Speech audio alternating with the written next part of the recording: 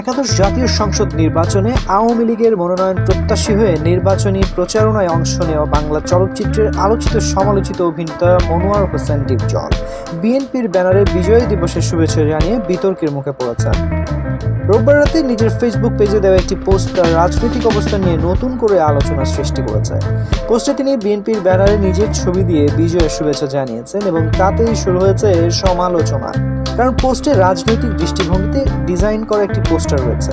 আওয়ামী লীগের মনোনয়ন কেনা এবং বিএনপির রাজনীতিকে অস্বীকার করে আসা এই তারকা পোস্টারে এখন বিএনপির শীর্ষ ৩ নেতার ছবি এবং স্লোগান ব্যবহার করে মূলত রাজনৈতিক পাল্টি নিয়েছেন বলে মনে করেন নেটিজেনরা। শুভেচ্ছা বার্তায় তিনি লিখেছেন, ১৬ই ডিসেম্বর মহান বিজয় দিবস। যাদের মহান আত্মত্যাগে আমাদের এই স্বাধীনতা, সেই সব বীর শহীদদের প্রতি গভীর শ্রদ্ধা। লাখো শহীদের রক্তে লেখা বিজয়ের এই ইতিহাস মুক্তির বার্তা নিয়ে বারবার ফিরে আসুক ডিসেম্বর মাস।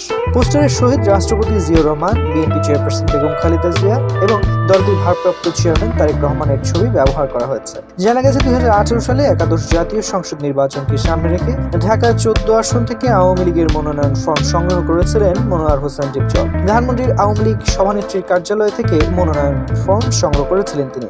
পরবর্তীতে ২০২১ সালে ঢাকা ১৪ আসনের উপনির্বাচনে আওয়ামী লীগের মনোনয়ন ফর্ম সংগ্রহ করতে চান, তবে পরিস্থিতি অনুকূলে না থাকায় ফর্ম না কিনে এক প্রকার চুপিসারে বের হয়ে আসেন। প্রসঙ্গত, মনোয়ার হোসেন ডিপজল ১৯৯৪ সালে ঢাকার ৯ নম্বর ওয়ার্ডে কাউন্সিলর ছিলেন।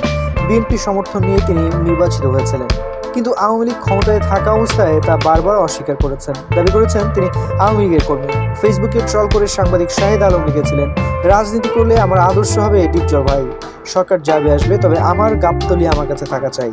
পোস্টার ব্যাকগ্রাউন্ড পরিবর্তন হবে, তবে আমার চেহারাটা ঠিক এক জায়গায় থাকতে হবে। একটু চালাক না হইলে আসলে টেকা যাবে না। তিনি আরও লিখেছেন, এমন ঘটনা এটাই নয়, বাংলাদেশে বহু আছে। এখনো খুঁজে দেখেন, আরো ডজন খানিক নামধারী নেতা পাবেন যারা আওয়ামী লীগ ছিল এখন বিএনপির ব্যানারে। এই সুযোগ নেওয়া বিএনপির দুর্বলতা এবং বিএনপির এই অবস্থার জন্য তৃণমূল নেতাদের ও দলের জন্য ক্ষতি বয়ে আনতে সময় এবং সুযোগ ব্যবহারের অপেক্ষায় আছে আওয়ামী লীগ।